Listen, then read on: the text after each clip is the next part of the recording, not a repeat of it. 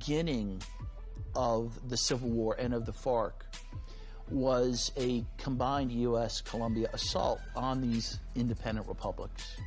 And that took place in 1964, and that led to the creation of the FARC. The significance is, as you say, that it ended the longest-running civil war in the world.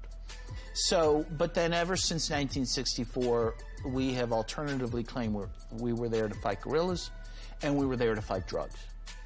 But of course, if you look at the numbers, the drug numbers have actually gone up.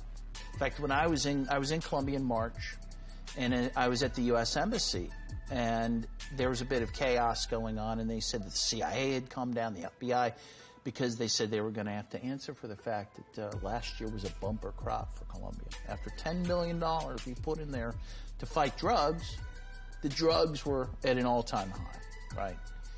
And now, of course, the FARC is gone as a military organization. They've now disarmed.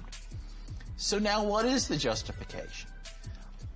I don't think they've given us one yet. I think they're working on what the new justification is going to be, though I do think part of it will be Venezuela. And astoundingly, you have corporate media outlets actually, you know, of course, not only are they censoring the reality in Colombia, but then they say Venezuela, right, is the biggest humanitarian crisis in the world.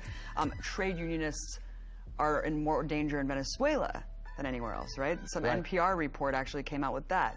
I mean, talk about the contradictions, right? The dichotomy of coverage when it comes to humanitarian issues and violence on these neighboring countries. Yeah, well, I think it is very important to point that out, because you have these two countries that are side by side.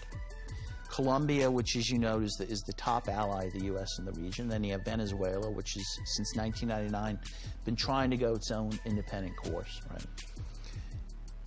In regards to Colombia, which, again, on numerous factors, has the worst, I believe, the worst human rights in the hemisphere, when you look at the number of disappearances, greater than any country, greatest internally displaced population, greatest number of human rights leaders killed, greatest number of trade unionists killed, greatest number of priests killed. You can go down the line.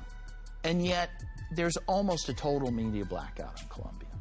Meanwhile, next door, Venezuela, anything bad that happens is at the top of the news cycle, right? To the extent trade unionists are being killed, they're generally Chavista trade union leaders that are being killed by opposition forces, right? They're not being killed by government forces.